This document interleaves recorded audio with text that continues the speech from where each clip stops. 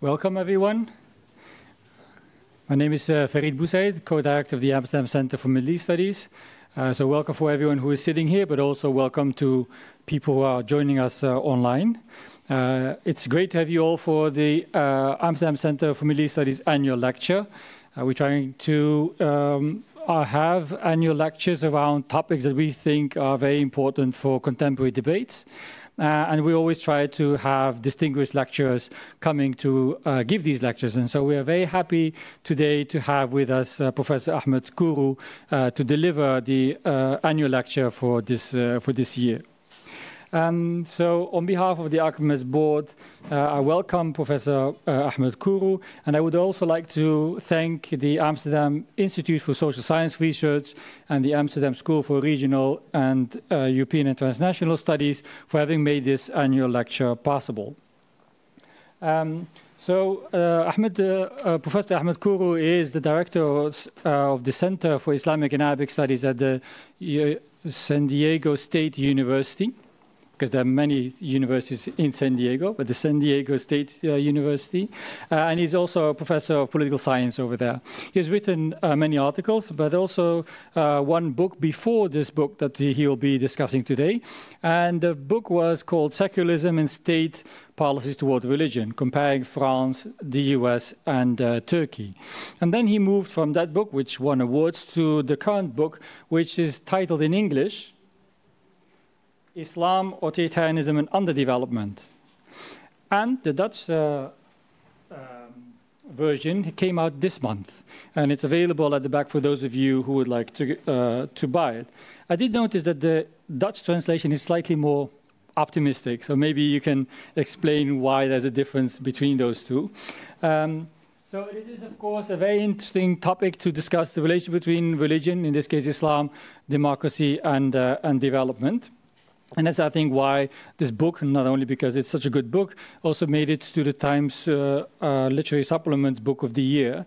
So I think it's a very timely book, and we are very much looking forward to hearing from you, also in the light of the Arab Spring and what happened after the Arab Spring. Those of you who were very pessimistic about democratization in the Arab world think that they were right. Hopefully they are not. So maybe, Professor Ahmed Kourou, you can elaborate a little bit more on that as well. So please welcome Professor Ahmed Kourou to give this annual lecture. Thank you.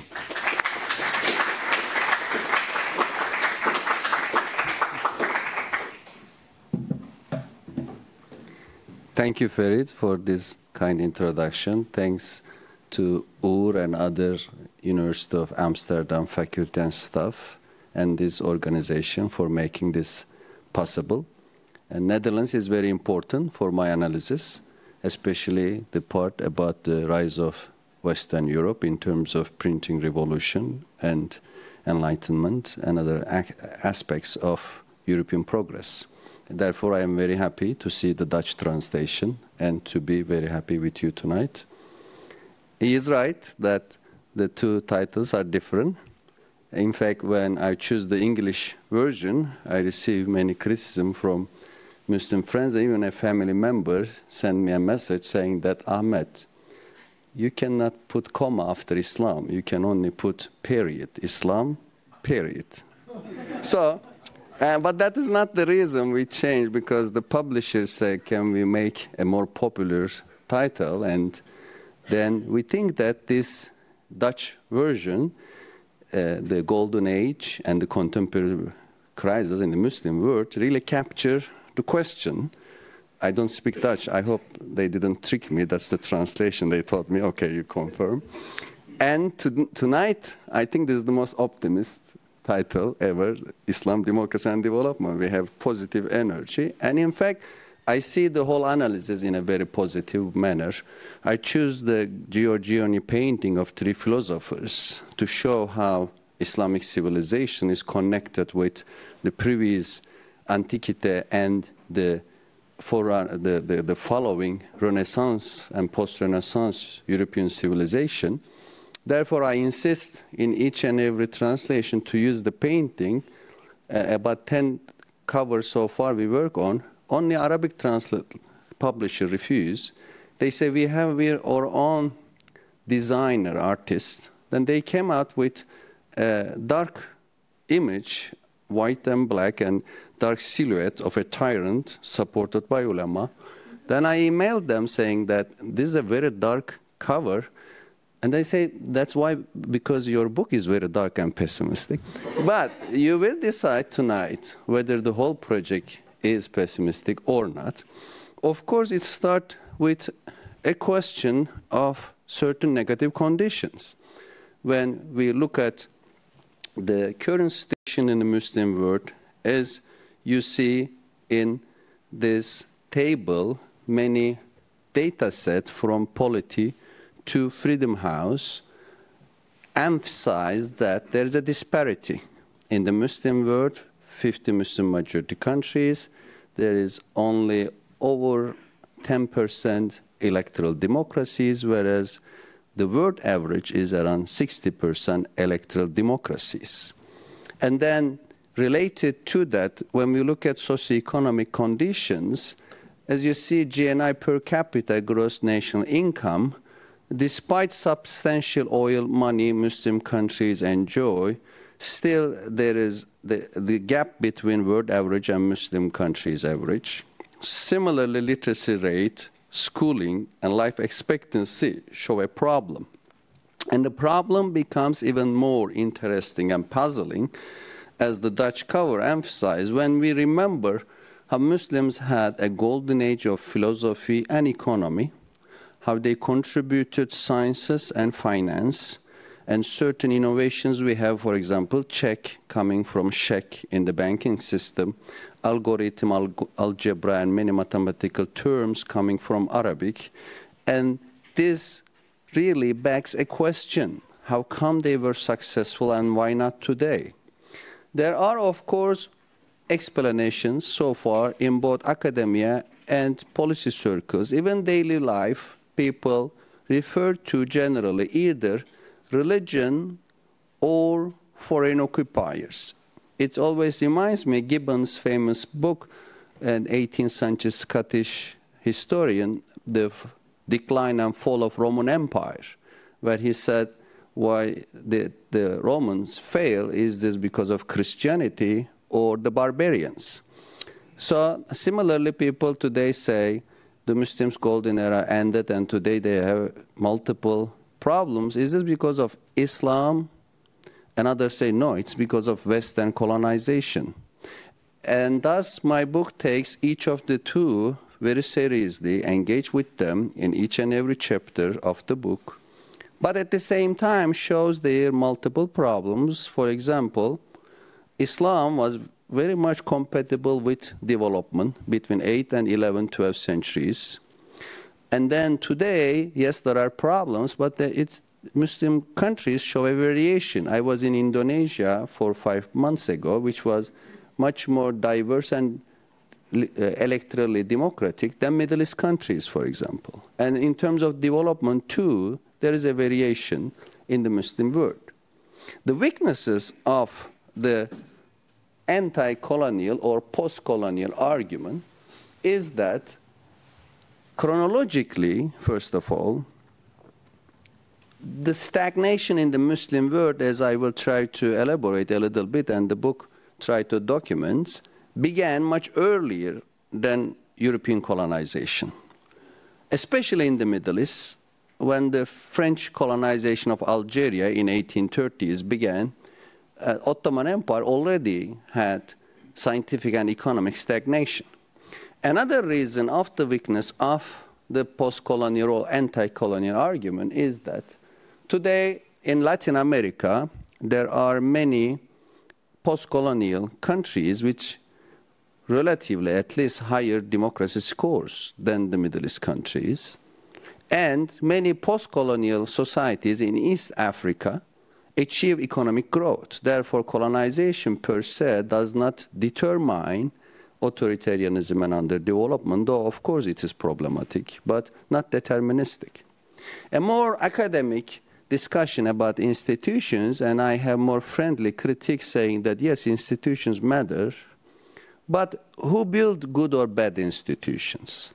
And the answer in the book is that human beings And for both religion, institution, and colonization, we should look how human beings have done things, especially as groups, especially as four classes: political, religious, economic, and academic classes. So recently, an anarcho-communist magazine reviewed my book and saying that, what about working class? So I had a message exchange with them, and in a footnote in the book I mentioned that in the Muslim world, especially historically, there was no organized labor. That's what I didn't put as a fifth class. Then they say, okay, we are going to invite you to Anarchist Communist Festival in Los Angeles. Maybe you can give a talk. Now I asked my 16-year-old, Yusuf, should we go to this festival? He said, how much money are they going to pay you? So it shows how capitalism is in my family, but I see multiple engagement with even anarcho-communists about this book, which makes me happy that we really need a multiple engagement with different groups. So these four classes and the relationship between them was very important to understand early Muslim achievements, because the argument here is that when Muslims had certain level of autonomy and certain level of balance of power between these four classes, they were scientific and economic achievement, even supremacy, in comparison to Western Europe, which was at the time was mostly dominated by Catholic clergy and military aristocracy. But after the 11th century, there was a reversal because Europe started to institutionalize church-state separation to a certain extent, what we call 11th century Gregorian reforms. Then the opening of universities, which was complemented by the rise of bourgeois class in Italian city-states, then Antwerp, Amsterdam, and other European cities. And this bourgeoisie intellectual cooperation make progress in Europe. That was, in fact, the type of relationship in early Islam. And early Muslim societies until the 11th, 12th centuries were very dynamic. Then they lost the momentum. Of course, it didn't mean that overnight Europe surpassed the Muslim societies. No, there was about, as you see here, 500 years of comparable levels of development. And after 17th century, scientifically and economically, there was the European takeoff, and then Muslim societies really lagged behind.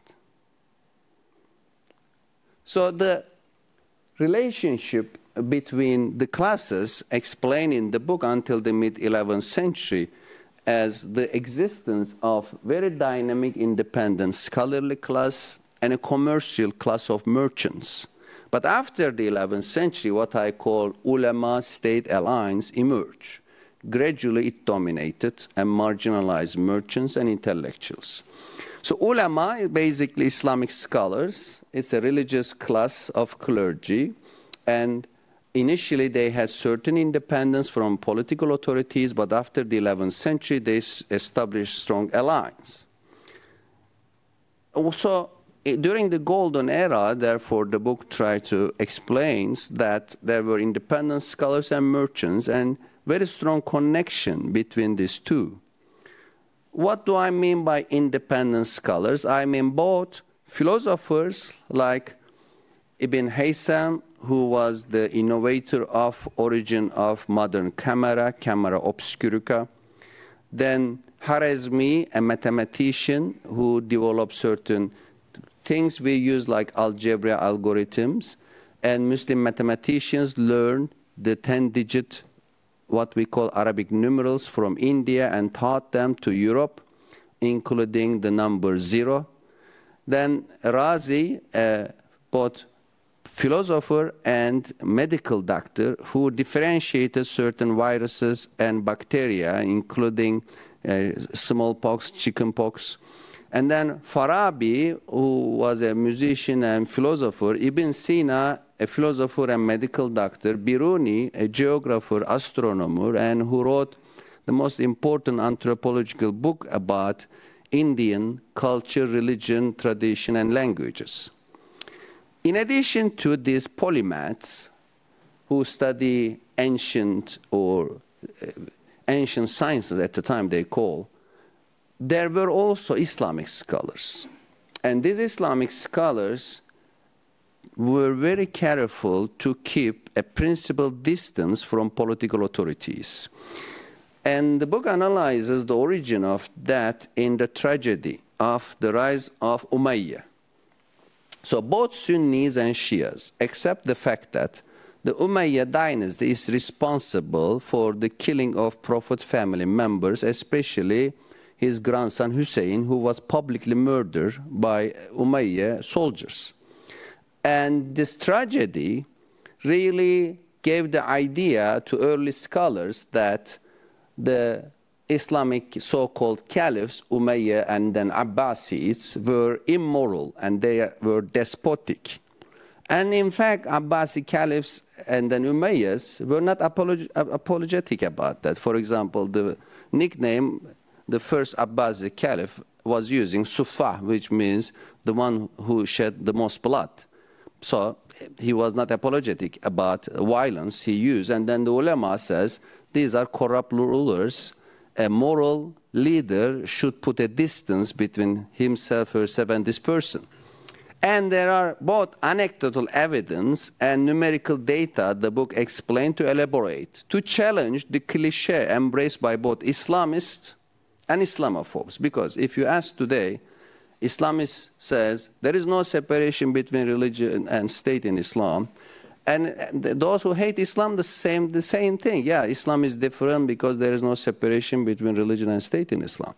But for 500 years, there were certain level of various engagement and relationship that you can call separation. There were historical and ideological reasons.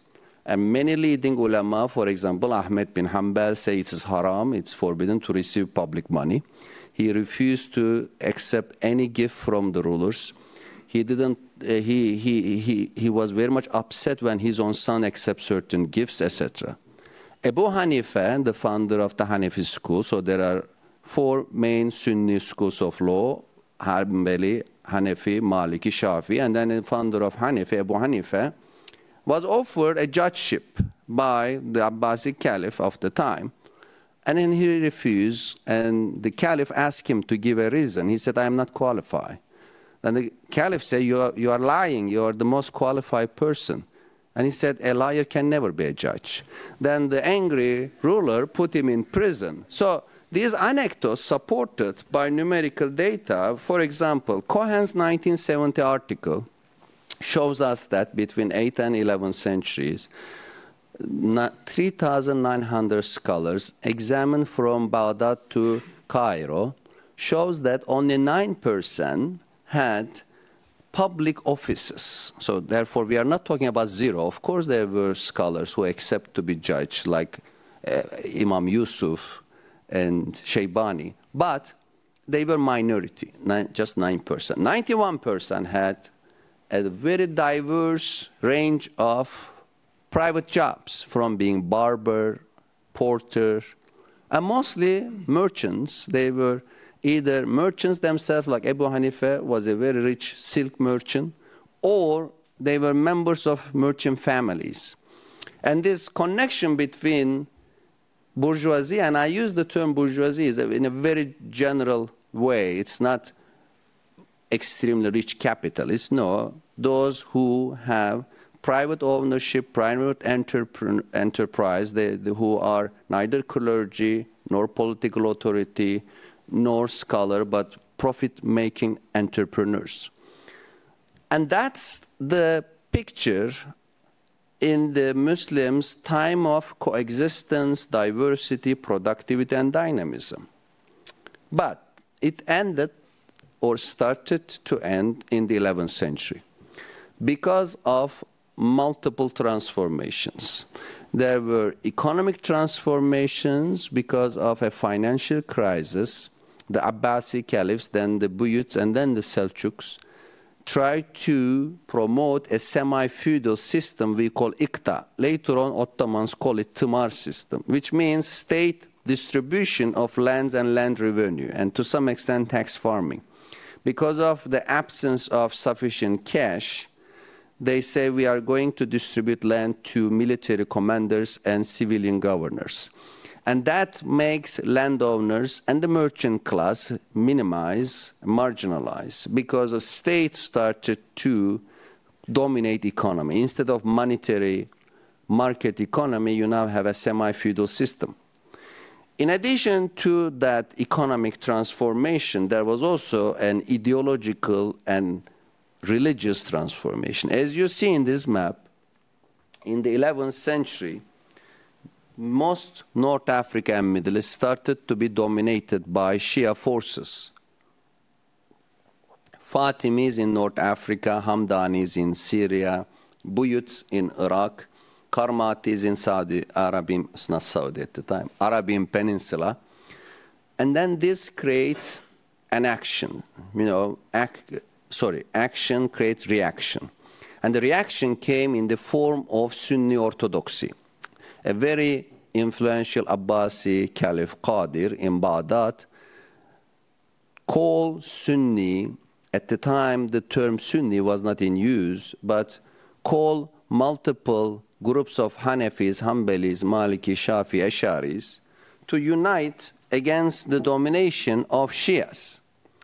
And the way he emphasized this unity was very much exclusionary of Shia, against rationalist philosophers, and against non-practicing Muslims.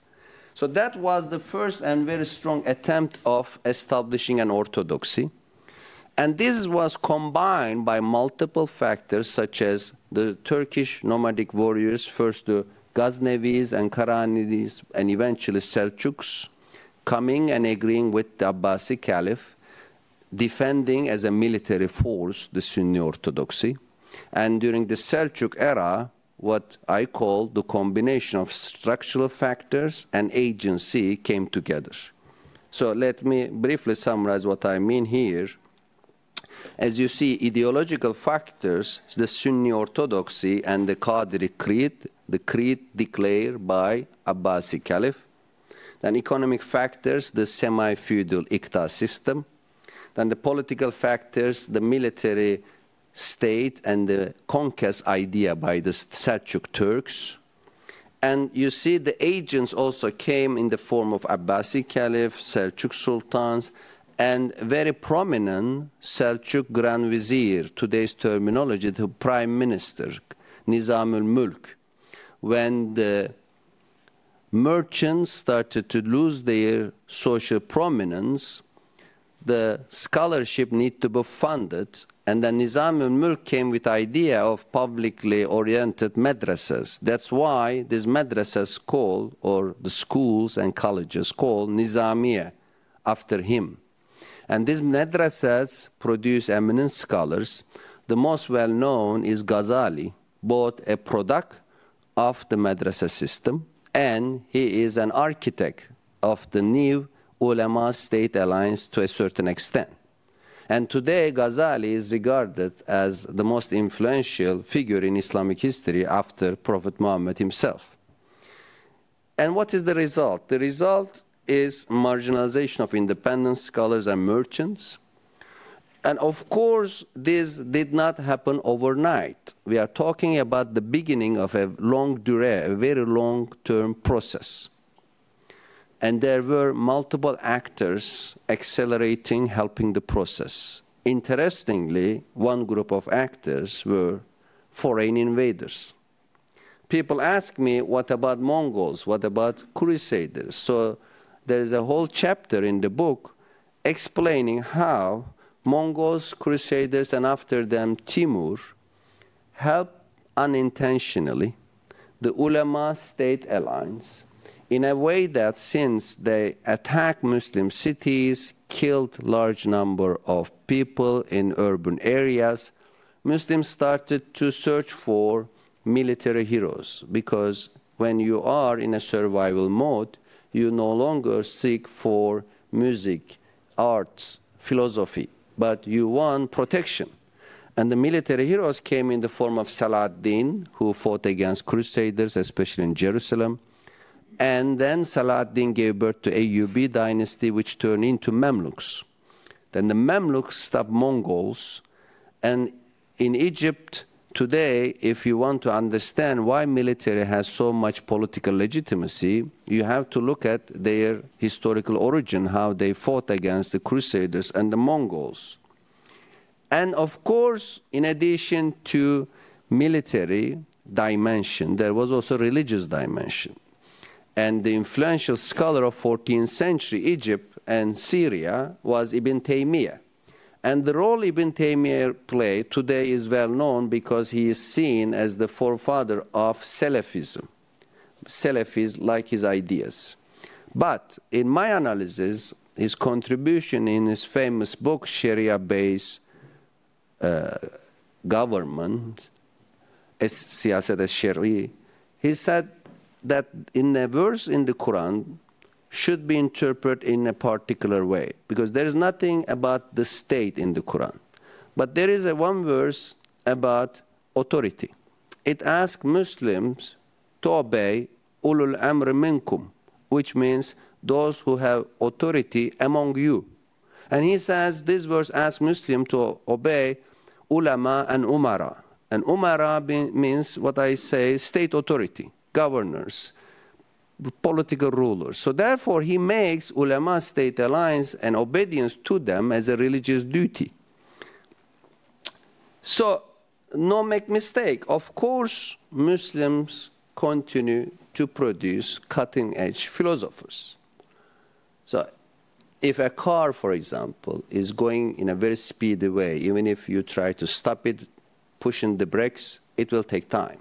A whole civilization in a dynamic way going, of course, it will never stop in a short period of time. The Muslim civilization still was producing very important thinkers like Ibn Rushd, Averroist, who taught Aristotelian philosophy to many Europeans, inspired them, and he also wrote about how to fix certain problems in the Muslim world. For example, he wrote rebuttals to Ghazali, writing books giving answers to Ghazali's challenge to philosophy. But unfortunately, the time already changed, and then he was attacked. Many of his books were burned. Ibn Khaldun, who wrote Muqaddimah and regarded as the first social scientist, was lucky. He wasn't directly attacked. He never defined himself as a philosopher. But he was neglected until the 19th century. Certain European scientists rediscovered Ibn Khaldun. He was mostly forgotten in the Muslim world. And the merchants were not different. Karimi merchants who were formerly conducting intercontinental trade in Egypt, for example, were marginalized. The state authority, Mamluks, confiscated certain of their properties, seized their professions. So do we have data? Of course, there are many data, and then let me show you this table where you see Charles Miller's book comparing, especially in Egypt, how during the era we called Golden Age, 8th and 11th centuries, the merchants' commercial occupational terms show an enormous diversity. So today, terminology, you can think them as a bank manager, CFO, CEO, and this kind of occupational terms reflect diversity and division of labor and resources. So there is a slight decline in terms of merchants' terminology from the early period to later. But when you look at the occupational terms of state and ulama, from around 100, they jumped to around 500 because of their resources, capacity, they're hiring new people. So, and the Mongol and Crusader invasions gave birth to the military Mamluk state, and then Muslims recovered politically. They even established bigger empires, what we call the gunpowder empires of Ottomans, Safavi, and Mughals. As you see in the map, they reached geopolitically even larger territories in far distant borders. It shows how Muslims recover politically and militarily after the Mongols and Crusaders. Thanks for giving me the chance to drink water. But they never recover scientifically and economically. And the reason is that the ulama and the state pay attention to geopolitics and religious authority. When Europeans use gunpowder, printing press, and nautical compass as the three instruments they learn from China, develop and use during the process what we call the rise of the West, Renaissance, printing revolution, geographical discoveries, Enlightenment, scientific revolution, industrial revolution. And during the entire process, these three Muslim empires, Ottomans, Safavid, Mughals, only use gunpowder because on the negotiation and decision-making table, military commanders were in charge, and they knew and understood very quickly what the gunpowder meant for them. But there was no merchant class or intellectual class who could pay attention to printing press, who could use printing as an important way of publishing books. And as a result, Muslims were delayed about 300 years in printing technology, which led to very low literacy rate. So when we compare early Muslims with the later Muslims, the early Muslims learned, for example, paper making from China in the 8th century. Immediately they opened paper making factories in multiple cities. And at that time, Europeans lagged behind. Europe waited about 500 years to start producing paper. The first paper-making factory opened in Europe, in Italy, in the 12th century. Despite the fact that they observed Muslims producing, they didn't have economic capacity or class relations to have such technological advance. But later on, it was this time Europeans who took printing technology. And the Muslims didn't have economic or intellectual capacity and organizational level to follow up. Of course, today there are many apologies. They didn't need it because they were writing books manually. Then the question, why don't you write today? Why are you using printing press? If writing manually is so nice, let's do it today. Or some people say that there were 80,000 scribers in Istanbul, that's why. It's in fact a report by a Hungarian diplomat at a time when Istanbul's total population 400,000, which means 1 every 5 individuals in the city was a scriber, which doesn't make any sense. And in France, too, scribers protested printing press, but they were unable to stop the process 2-3 years. How come they were able to stop the process 300 years? So anyhow, I have a very long list of responses to every critiques, but basically what happened is that in the 18th century, finally, Muslims have one printing press in Istanbul, which printed in total 50,000 books at a time when Europeans were able to print 1 billion books in the 18th century. And then the roles change when early Muslims have libraries of hundreds of thousands of books in Baghdad, Damascus, Cairo, Cordoba. The European monasteries had maximum 600 books, not even 1,000. But later on, with the printing technology, Europe had large libraries and very high literacy rate. As I summarize here, the estimated rate of 1% among Muslims in Ottoman Empire in 1800, whereas 31% in Western Europe. And this linked to the current problem, as I show at the very beginning, literacy rate, schooling. These are historical problems reflected today. And historically, it really shows how the ulama-state alliance after the 11th century make Muslim societies really stagnated. After this came colonization.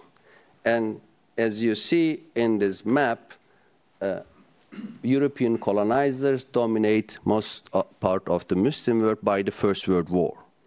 So I designed this map, and to me it's very clear, but some people say it is confusing. Let me explain that the color of colonizer match the colonized land, and then English colonies with the English color, and then Netherlands with Indonesia. So, and these are the lands by the First World War which were not yet colonized. Even after the First World War, certain of them became what British and French call mandates, basically colonies. And after colonization, during and after colonization, many Muslim rulers and thinkers were aware of the problem. So the ulama state alliance is not something I just came up in the book. No, it was very well known. And then the question, why didn't they try? They try, but did they solve the problem? Not much. Why? Because many of the reformists, from the Tanzimat reformists, Mahmud II in the Ottoman Empire, to Atatürk in Istanbul or Ottoman and Turkey, from Muhammad Ali Pasha in Egypt to Jamal Abdel Nasser Egypt, they were very much authoritarian leaders, mostly military. Yes, they sidelined the ulama. They decide to have some Europeanized reforms, but they never appreciate independent scholars and bourgeoisie because of their state-centric understanding of reform. They always try to have state domination, and therefore they never appreciate the intellectuals and bourgeoisie. Instead, these 20th century modernist movements mostly failed because of being anti-intellectual and statist. And then later on, they create a reaction because of social and economic failure, and the reaction either brings Iranian revolution or a grassroots Islamization in Egypt or electoral transformation of populist Islamism in Turkey. And we see the revival of ulama-state alliances in each of these countries. And then what we call socio-political and legal Islamization in the last 40 years. And this ulama-state alliance and some secularist dictatorship in Central Asia always need an extra funding, rent, because neither ulama nor state is a productive class. And they find the rent in natural gas and oil.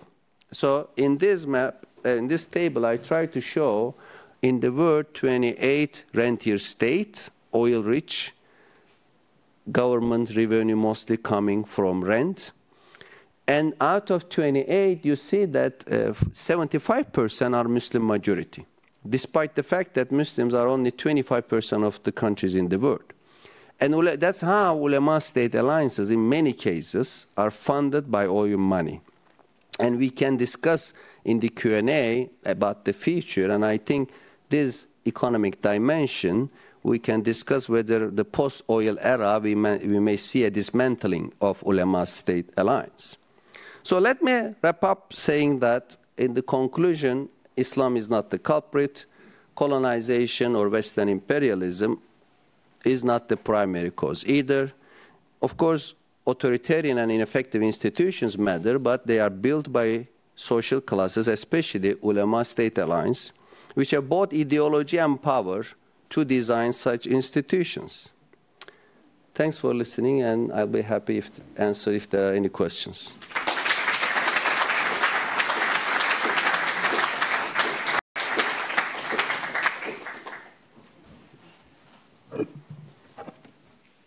Thank you very much, Ahmed, for this historical overview. So the floor is open. I have one mic that can go around. Please introduce yourself, and the mic will stay in her hand, so it will be relatively short. Shall we take 3 questions at a time? Sure. Yes? Okay. So for a gentleman here, and a gentleman there, and one in the back. Thank you. Yeah, Professor Kuru, shukran jazilan for a very interesting talk. And I my first observation, you list Nigeria as an Islamic state. I question that a bit. Surely naturalism or even Christians combined outnumber Muslims, but just to offer that to you. But my real question is about the Arabic language and the problems with printing, where surely there was an impact whereby Arabic, as we know, is a little bit harder to print because there are 4 versions of every letter. There were technical reasons, surely, along those lines, that surely gave pause to people back in those days seriously trying to bring printing into the Arab world for the Arabic language. Hi, hello, I'm Amir. I'm a historian, a PhD. I studied the modern history of Iraq under the Ba'ath regime. And my question is, how would you contextualize the Hausa in Najaf, which has maintained some relative independence from the state within your larger historical argument, especially since their ulama have their own revenues, they have the state has been unable to really integrate them. How would Najaf fit into your larger historical argument? Thank you. There's one gentleman at the back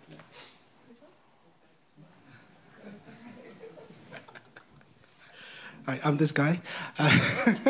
My name is Khalid. I'm a big history fan. I find the 4-class theory quite interesting, but I wonder how you could explain how it relates to today's society, where we have on one hand, we have a European secular democracies where institutions are segregated, including the church and the state, where we have an increase in poverty, decline in economic development, and decline in literacy rate, etc. On the other hand, we have the second largest economy in the world, which is the Chinese authoritarian system, where everything's integrated and coming from a central point of power, which is the CCP. That should have been the opposite way, given your 4-class theory. Thank you so much for all the 3 questions. So, starting with the Arabic terminology, yes, of course, Arabic scripts are difficult, were difficult, still are difficult, but it doesn't negate their possibility because it was in fact Italians first established Arabic printing press. They published Arabic books. They even printed Quran. When it came to Istanbul, then the Ottomans find few mistakes and then send them back. So therefore it was not impossible. In few decades, Europeans started to print in Arabic scripts. In Nigeria, it's a challenge since intentional religious freedom says 50% Muslim, 40% Christian, 10% animist. I put it in the list. Initially, it wasn't in the list. Later on, I added. But yes, it's a divided society and federally secular, but on the north, there are Sharia groups. And your question about Shia, very important. So let's look at 2 dimensions. So one dimension is Iran, definitely, a leading, important Shia country, where the ulama basically say, l'État c'est nous. The state, it's us. And they control executive, judicial, and legislative bodies. And we thought that it was only possible in a Shia country because Shia has a hierarchical clergy until Taliban emerged. Because Taliban showed that it is even possible in a Sunni country that the ulama came and say we control all branches of government.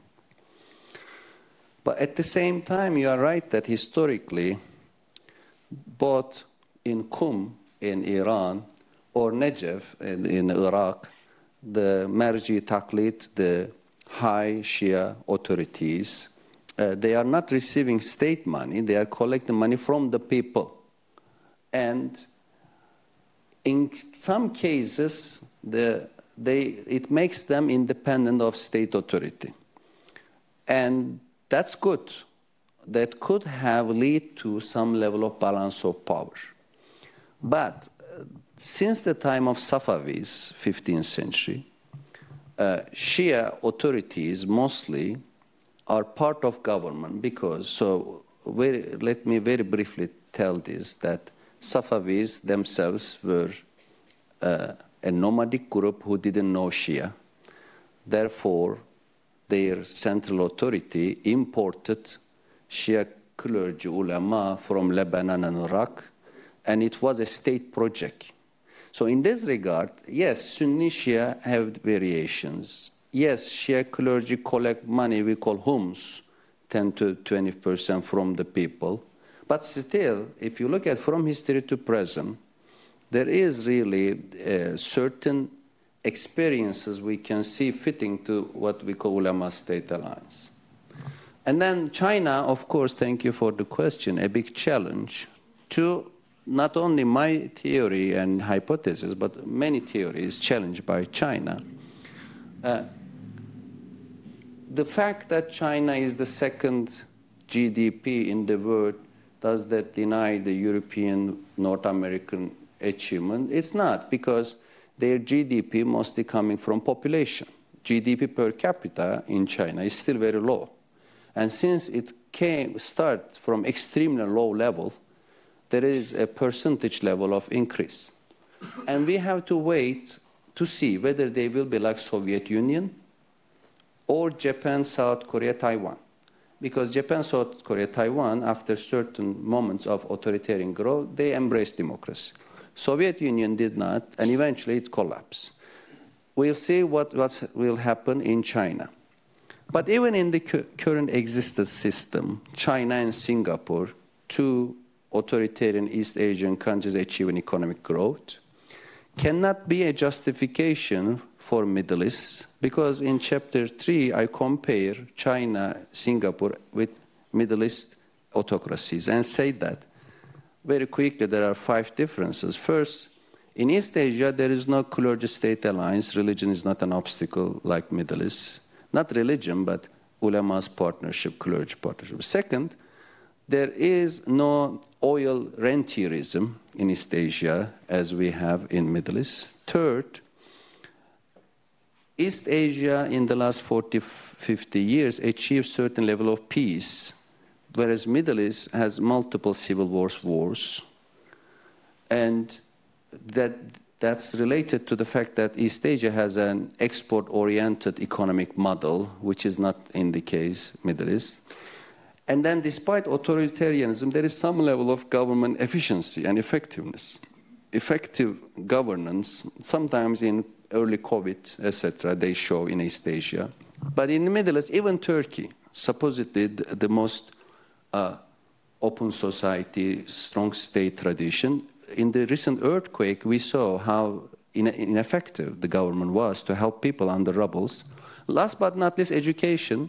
East Asian autocracies, yes, they're autocrat, but they heavily invest in education, schooling. In SIPA score of SIPA, the Global Secondary School Student Score, East Asia, regardless democratic or authoritarian, they always have top scores. And Muslim countries generally at the bottom, unfortunately. That's because of the lack of investment from government. So therefore, the Chinese authoritarian or Singaporeans have a different form than we have in Saudi Arabia, Iran, and Middle East.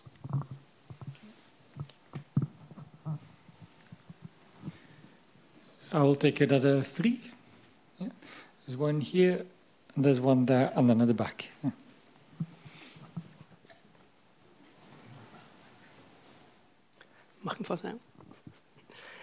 Thank you. My name is Nouri. I'm a journalist. I know Professor Kuru. I've interviewed him actually in Trouw as well. But I have another question right now. You mentioned Ghazali and Ibn Taymiyyah as the examples of the Ulama-State alliance, while we know that Ibn Taymiyyah was persecuted while he was imprisoned multiple times. So is he the correct example? And Ghazali also resigned from the Nizamiya Mulk, and he went to Mecca, and for couple of decades he stayed there. So are those 2 the examples that you want to use to explain that there is an ulama-state alliance? Thank you.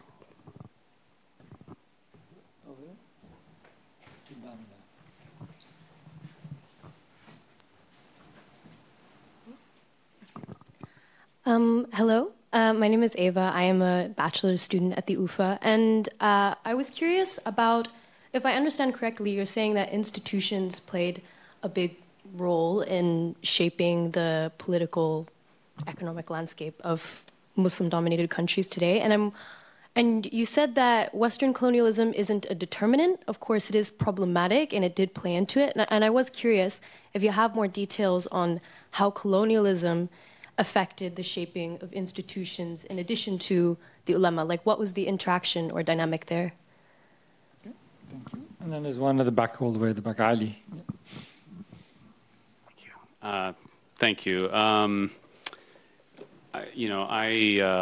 It seems like it's very important to your explanation here that, this kind of political alliance with the ulama is shutting out the merchant class.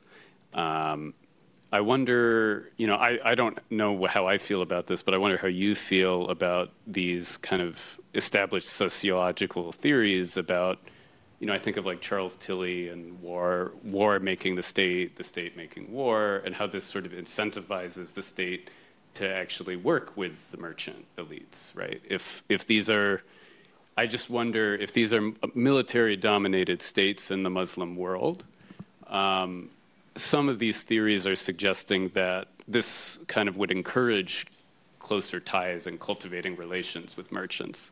So I guess I wonder how you feel about that, what you found in your research.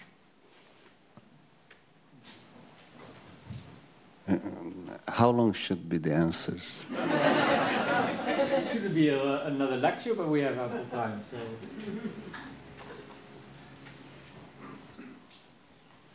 So starting with Nouri, who first interviewed me, I'm thankful to him for presenting the book to the Dutch audience. His thorough interview was very influential. He also helped the translation to my translator and friend, Rudi Holzhauer.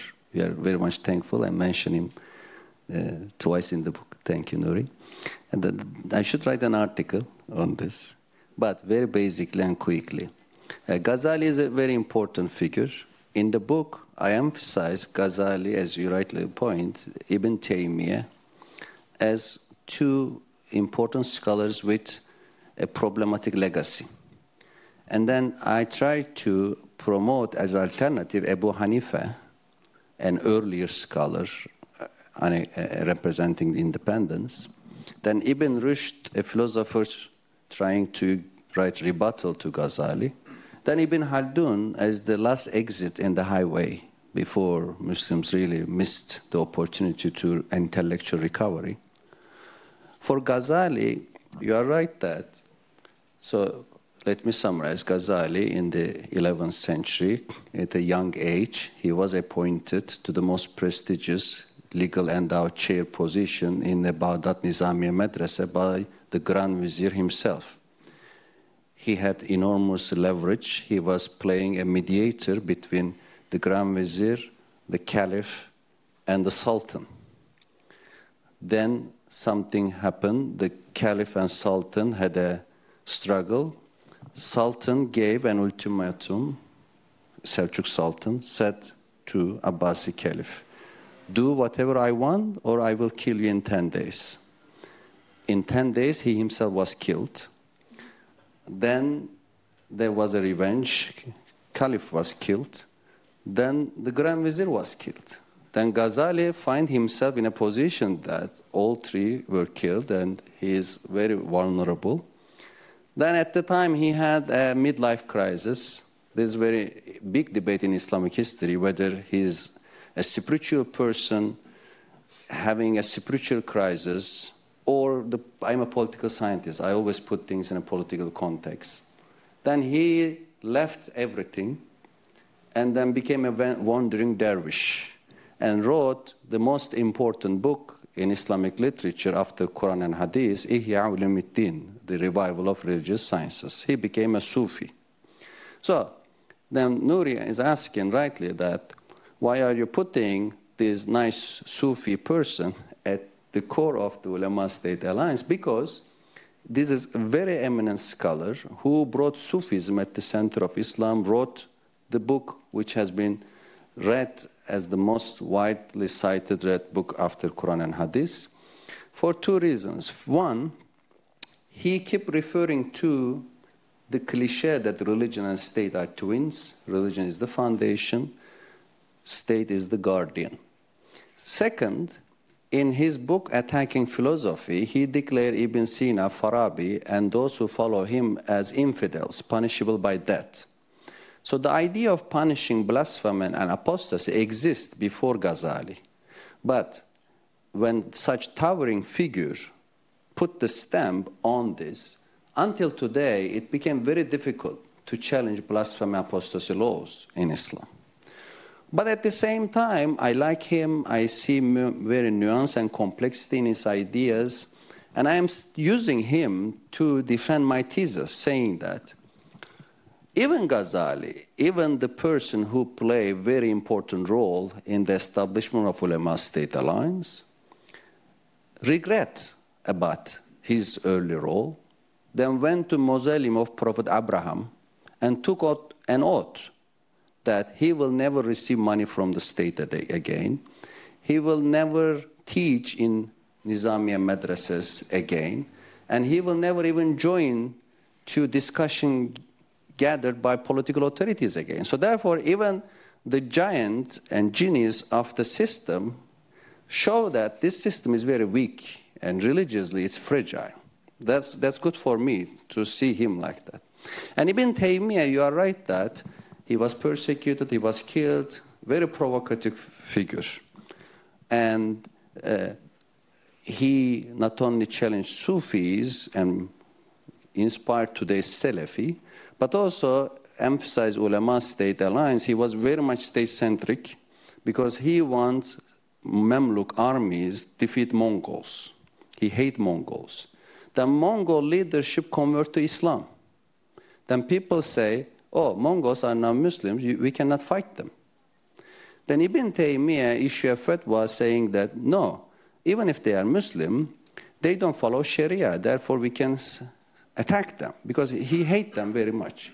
Unfortunately, since today, modern radicals use Ibn Taymiyyah's idea saying that we can kill Muslim leaders if they don't enforce Sharia, because Ibn Taymiyyah has a fatwa.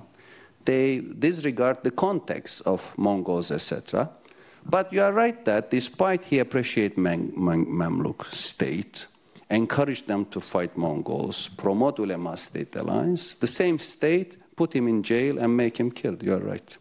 So the last question about Charles Tilly, states make war, war makes states. This is an important social scientific analysis, but instead of that, I use Barrington Moore. So Barrington Moore is another influential political sociologist who says, no bourgeois, no democracy. So, in bourgeois, the existence of a middle class economic entrepreneurs is necessary for democracy. But I try to bring intellectual dimension, saying that the Marxist analysis of bourgeoisie, or Barrington Moore also was neo-Marxist, I think it's too material, insufficient. Therefore, ideas and the role of intellectuals are necessary. And you also ask about the merchant class. Let me conclude by this, that in the Ottoman Empire, for example, they never appreciate merchant class. They were obsessed with geopolitics. A good example is that Ottomans give capitulation economic privileges to Dutch and British merchants. Why? Why did they do that? Because geopolitically, they say, our enemy is Catholic Habsburg. And this Protestant Dutch people and the Anglican English are good. Enemy of my enemy are my friend. And then they gave the privileges, but eventually Dutch, especially British merchants and economic policies, turned Ottomans into an economic semi-colony. That's the problem I'm trying to emphasize, that after 11th century, the obsession with military, geopolitics, religion, make Muslims forget about the importance of economy. When Europe was mercantilist, when European state was promoting their merchant class, Ottoman was distributing privileges to Dutch and British. There was one more question. Yes, thank you. So you ask about how colonizers destroy institutions. Definitely, colonization is something bad. If we have the chance to choose, we should. Everyone said no. Nobody voluntarily invite colonizers. But the question I'm asking is that before the colonizers came in, did Muslims have well-functioning educational institutions, well-functioning libraries and bookstores and systems? The answer is no. That's what I'm trying to show, that if they had had strong societies, strong economies, they could have reacted to colonizers in a much more effective way. And therefore, after colonizers are gone, the nation states in the last 100 years were not also very effective to build good institutions. That's also what I'm criticizing. I was not asking so much. Thank you. Sorry. I was more curious, what was the interaction between the ulama and the colonizers? There was some sort of interaction, and I'm just wondering, how did the colonizers influence institutions? Not necessarily that they did destroy them, but how did they affect them? I see, thank you. That's also very important. So, of course, very difficult to make a generalization. There were some madrasa students, for example, attacking Napoleon's army in Egypt. So when Napoleon left, he led a commander in charge. Then a madrasa student from Damascus came and killed the French commander-in-chief. It's a big shock for France, so maybe that's an ulama reaction to colonizer. But overall, ulama were very much obedient.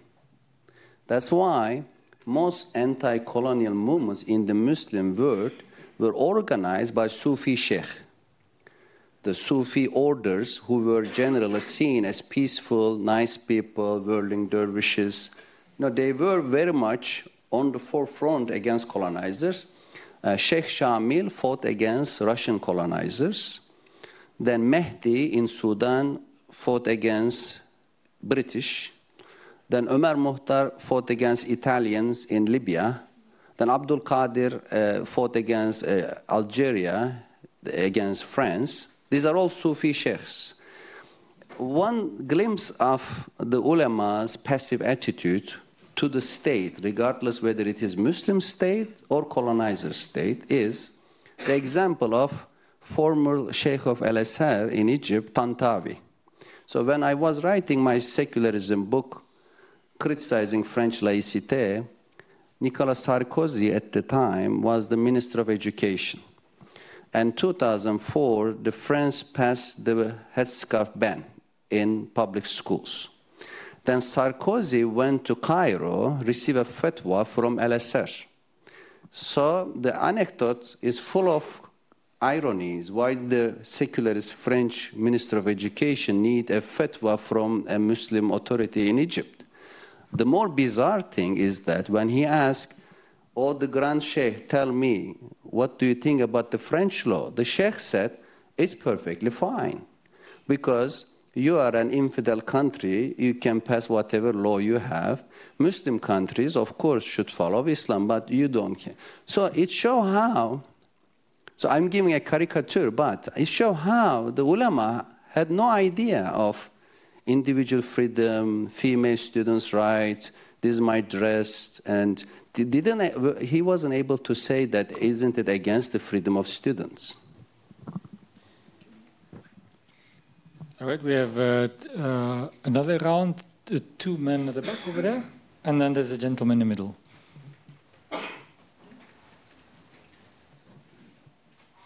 Thanks. Hi, my name is Puyan Tamimi Arab. I'm an assistant professor of religious studies. When I was listening to your talk, in my mind, I was comparing your book with Shahab Ahmed's book, What is Islam? The Importance of Being Islamic. And you seem to have, maybe I would say, ideologically something in common. Although he was a scholar of languages, not an economist or a political scientist. in the sense that he also was very positive about the philosophers and the Sufis especially, and this kind of explorative, cosmopolitan attitude of Muslims. One difference being that he was a bit more positive about the, let's say, gunpowder period, because he said, okay, we have all this great poetry and tolerance in these texts and so on.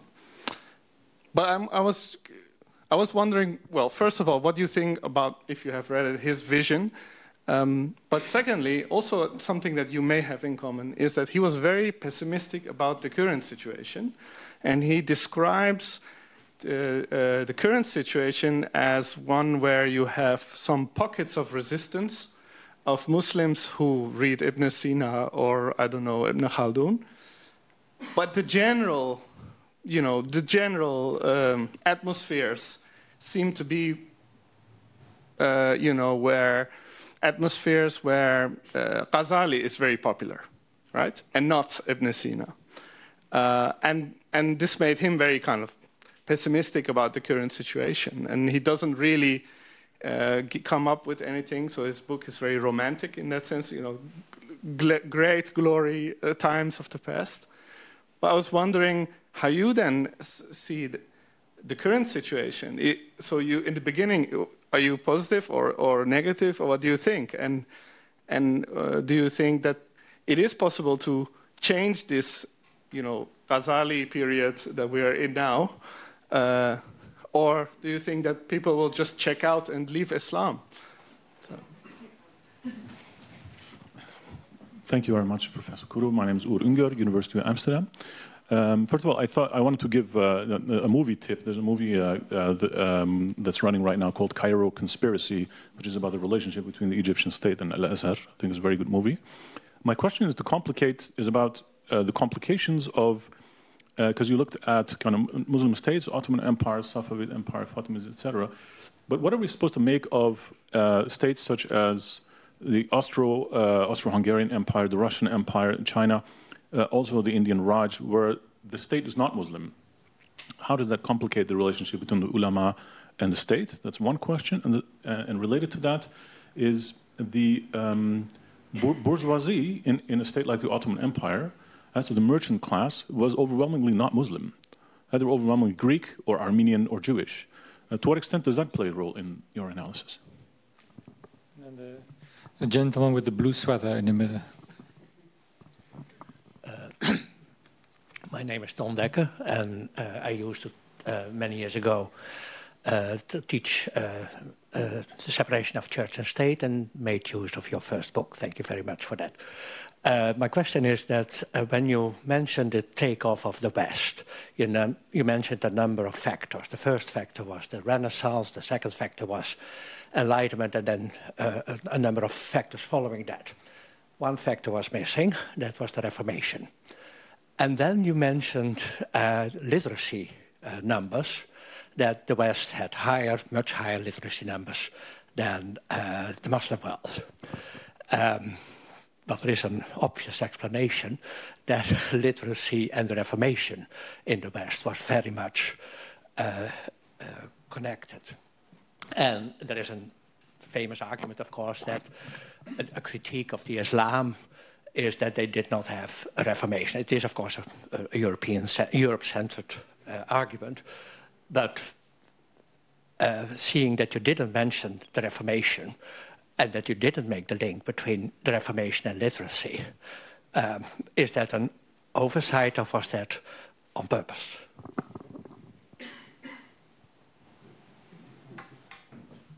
Thank you. So let me start with the last question. The reason why I didn't mention Reformation and the connection between literacy and Protestantism is that I was in Antwerp. And then they taught me in Antwerp that Antwerp was the center of the universe and it was Catholic.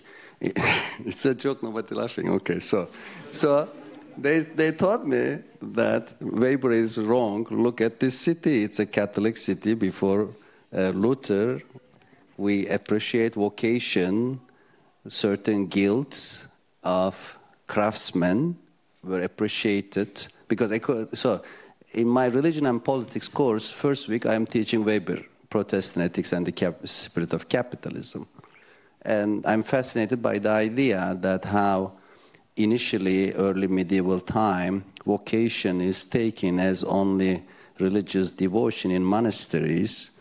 But after Luther, there came the idea with him that any job you are doing is sacred, or you can take it is your vocation. And then people started to pay attention to their daily jobs and reach to this worldly asceticism. So, and we discussed in Antwerp whether the idea of craftsmanship, like being a baker, being a goldsmith and other things, started to be taken very seriously. Even in the cathedral in Antwerp, they put the guild symbols as part of their religious devotion. How bourgeoisie became religiously influential, they say, no, it's Catholics emerged. And I also visited Florence, of course, the Medici family in Florence. They were also patrons of not only Raphael, Da Vinci, and Michelangelo, but also Galileo and Machiavelli. So in this regard, yes, in the book I list Reformation, and I discuss how Protestant nations had higher literacy rates, such as Netherlands and then England, in comparison to Catholic nations. And of course, reading Bible, the religious teaching and encouragement, these are important things, of course, yes. I agree with you. That's the basic question you had, right? Okay, thank you. And one more thing about you is that whether Islam need a reformation, Islam already had the reform. Then came bigotry. Why? For example, what was the very important idea in the Reformation? Martin Luther's translation of First New Testament and the whole Bible into German. The Quran was translated into Arabic and Turkish in the 10th century. So a few centuries after Prophet Muhammad, the Quran was translated. We call interlinear, one line Arabic, one line translation. But bigotry came later. And then Ottoman ulema, for example, did not allow Turkish translation of the Quran printed in a printing press. Therefore, Turks had to wait the Republic, 1923, to have a printed copy of Turkish translation. And similarly, the Urdu translation in South Asia created a crisis. So early Muslims were open-minded. Abu Hanifa, I gave the example, for example, say, you can use any language in your prayer. So the discussion whether prayer and sermon should be Latin or not in Christianity, a very early 7th century, 8th century, leading scholar at the time say it doesn't have to be Arabic. But then bigotry came, so maybe I should be objective as a scientist and shouldn't call them bigot, but basically the idea that it should be Arabic, not translated, came later, emphasized, as if that's the core value in Islam. That's the difference. Thank you.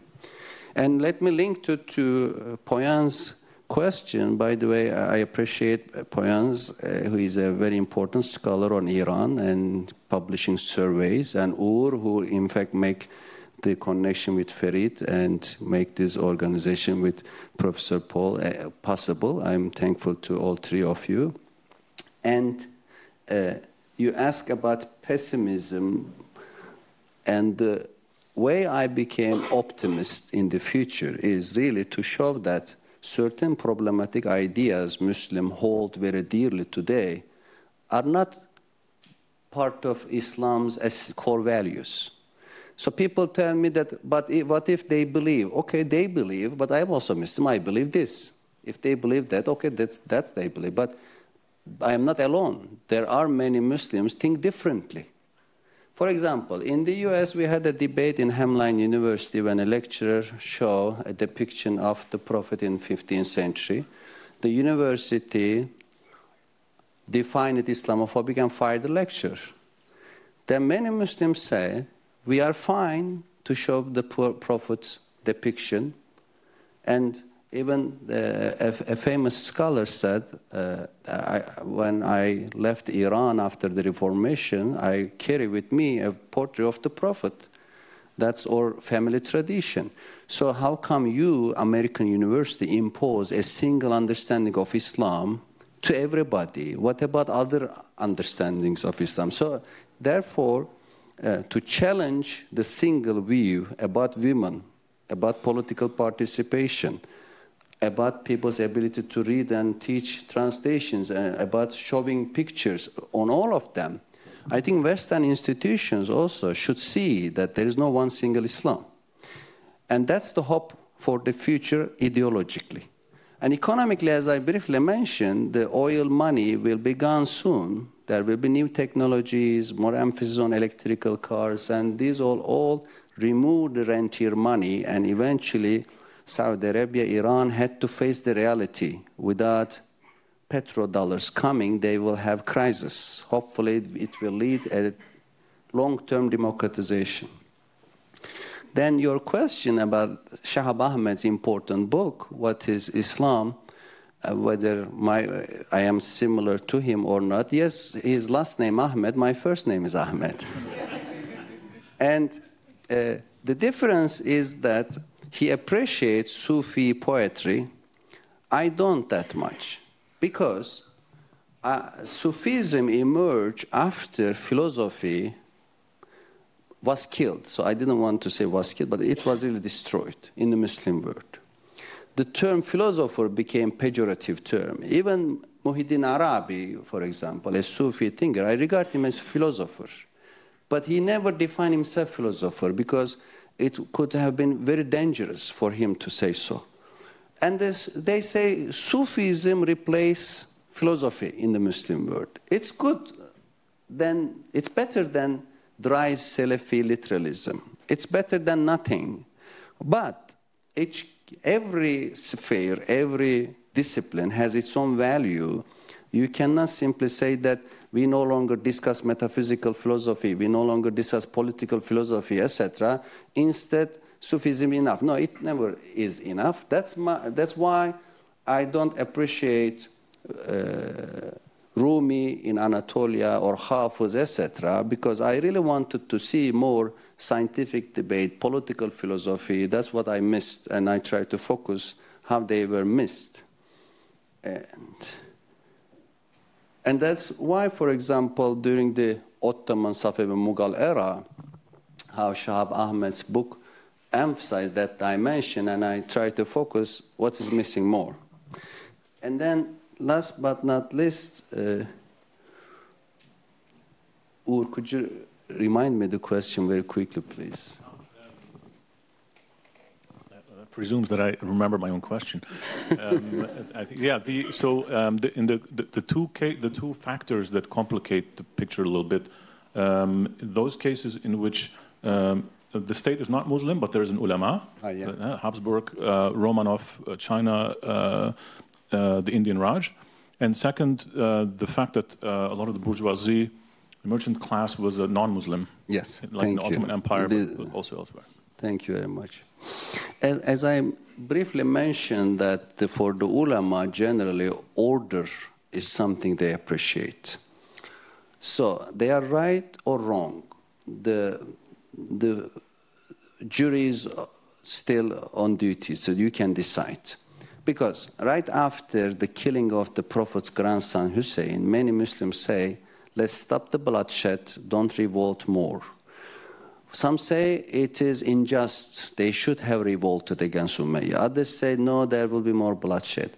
And then Muslim ulama, historically, especially after 11th century, including Ibn Taymiyyah and others, embrace what I would call Thomas Hobbes' idea, centuries before Thomas Hobbes. They say one night of anarchy is worse than 60 years of tyranny. And it's like Thomas Hobbes' idea that a despot is better than anarchy. Right? They wrote it centuries before him. So therefore, even a colonial order, if it's an order, could be better. And then finally, let me tell about the Ottomans and how Greek, Armenian, and other non-Muslim merchant classes dominated the bourgeoisie, that was, first of all, has certain thing to do with the Muslims and Turks' obsession with state. It was more prestigious to be soldier, prestigious to be governor, an alim ulama, not such prestige for merchant class. And they say, let's make non-Muslims dominate those classes, it's fine. And more recently, in 18th, 19th centuries, when the British, Dutch, and then later on other European countries started to dominate market, they established partnership with local ethnic and religious minorities, because those ethnic and religious minorities share some religion with Europeans. They are more prone to learn language. This creates an anti-bourgeoisie among Turkish young Turks. They became even more anti-bourgeois, saying that our bourgeois is linked to foreign powers. Then it turned into, as your expertise on the massacre of Armenians, then deportation of Greeks, and so much kill. And Anatolia somehow became a country where non-Muslim minorities were kicked out. That made Anatolia even worse. It was a big economic loss, in addition to be immoral and human tragedy to attack non-Muslim in Anatolia. Economic loss, so it made it further underdeveloped. Are there any more questions? We have one more here, one there, and I think I can take the last one. Is that okay? All right. Paul. Hi, my name is Paul Aerts. I'm struggling with this question. I've read your book with great pleasure, and I think the general argument is quite persuasive. You use the word multi-dimensional, multifaceted, and similar words quite a lot. Now, would it be an insult to put my question as follows, that your main argument comes down to this clergy-state alliance, which is frustrating democratization processes, to put it very succinctly. Wouldn't that also be a kind of monocausal explanation? I have a general feeling that something may be wrong here. That's the first question. The second one is on current circumstances. You alluded already to the oil states. Oil will be finished, you just said. I think that is wrong. I think oil will be with us for coming 20, 30 years. That is the general impression of the real oil experts. So that also includes the Gulf states, and in particular Saudi Arabia. Now, on Saudi Arabia, for decades there was a very strong connection, link, alliance, bond between the state and the clergy, the Wahhabi clergy. But now in recent years, let's say the last 5, 6 years, under the leadership of Mohammed bin Salman, clergy has disappeared from the scene. It was very subservient in the previous decades already, because the Al Saud were the prominent player, were the boss in town. But then in the last 5 years, the clergy has disappeared from the scene. So that might suggest that things will go better in Saudi Arabia, but I think it's going the other way. So, okay, thank you. Thanks. Thank you for a very interesting lecture. I'm going to try to formulate my question as well as I can. One of the things that I've noticed in the last years, actually, is that discussions about development, economic development, social development in the global south, but all over the world, they're more and more scarce. And a lot more discussion about climate change, migration, but not about economic development, also in relation to Latin American. I'm part Latin American. And I was wondering, has that have you noticed that change too? Because I would really like to see a lot more general interest also amongst politicians, economic development, because I think that's major possible, could have a really good impact if they're good economic development policies. Thank you. Because I have no question, my question was already taken up by Paul. Okay. Thank you. Thanks for the questions. If we start with monocausal, I try to provide ulema-state alliance as a concept with religious, political, institutional, and economic dimensions. That's why this cause itself is multidimensional. For example, it has a particular religious teaching. And I try to summarize this religious teaching as blasphemy and apostasy laws, which protect orthodoxy, the glorification of the idea of din and devle, religion and state, in the form of ulama and political authorities, and the people's obedience, and really putting merchants and intellectuals at the periphery. That's ideological and religious dimension. Then it has, of course, a very strong political dimension, a military state using coercion. The worst case for recently is how the former Grand Mufti of Egypt, Ali Jum'a, gave an implicit fatwa to the killing of 1,000 Muslim brothers in Rabaa Square in Egypt.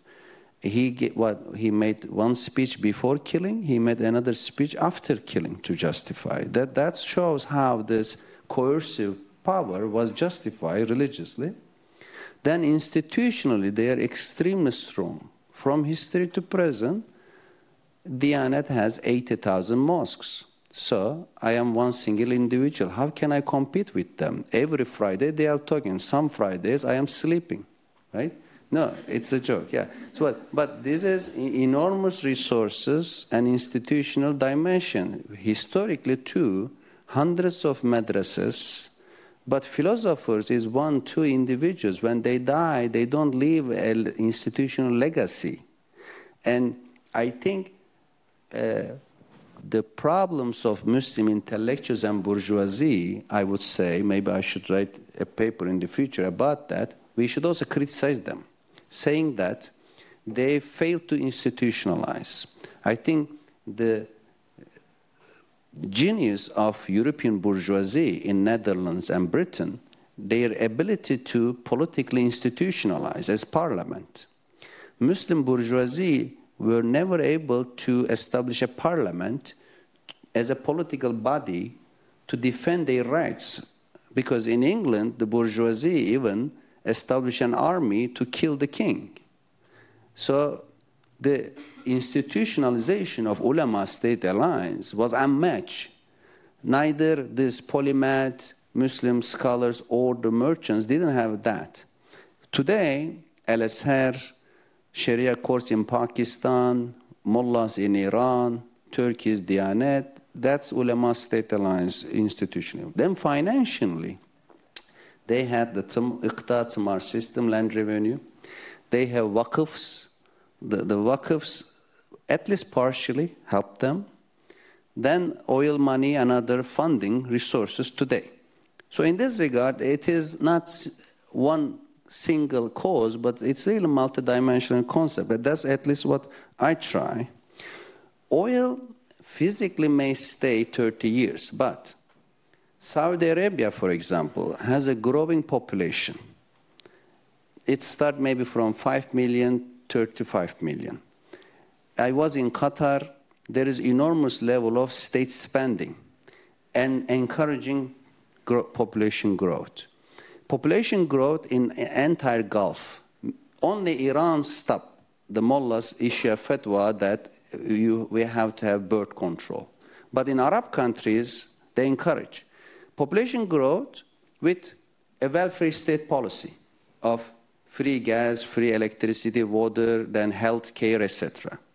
So then the budget needs to expand, but the oil money will not expand that much. So, and then they will also consume more oil at home. Therefore, even physically, oil stay, their consumption make the export money limited. And if North American and European societies, after especially Russian invasion of Ukraine, decide to accelerate electrical car and other transformations, in California, we all put solar panels and buying electrical car, etc. There will be really some oil price decline. That's at least possibility. And last but not least, you are right about MBS. I watched several of his interviews. He kept referring to economy. He is really concerned about future of economy. And he inspired by UAE and diversify economy in that model. We will see whether he continue to do that, because we are not talking about a very sane, consistent person. There is a certain level of insanity, at least subjectively I see in him. Maybe he will change. Or maybe some forces will stop him. We don't know what kind of backlash, because the issues we talk, 5 to 10 years is a short term. We will see what kind of backlash may come. Or possibly there's a strong popular support among the young generation, because Poyan and his co-author emphasize in Iran there is a secular generation coming. In Turkey there's a discussion about deism. So maybe Ulema State Alliance create a backlash, a new secularist generation, and if MBS receives some support, is receiving, that may be a long-term change. We will see. So the final question, yeah. About development, I agree with you that international development and underdevelopment, and let me put it in the frame of inequality, and domestic inequality in the United States are not heavily discussed these days. 10 to 20 years ago, we had Occupy Wall Street. Everybody was talking about 1% have 90% of the wealth. For some reason, now we are talking about climate and then gender issues, which are fine. But we still need to discuss development and equality. I think we have to emphasize, and thanks for bringing this issue in. All right, thank you very much. Also, with looking at the time, thank you all for being here with us. For those of you who are interested in the Middle East, Islam, and the Arab world, please have a look at our website for ACMES. We have a new event coming up on the 21st of May on the Arab Fiction Literature Prize that is coming up. So if you're interested, please feel welcome. And I would like to thank Professor Ahmed Kuru for giving us a fascinating lecture and also taking the time to take your questions. Thank you very much. Thank you.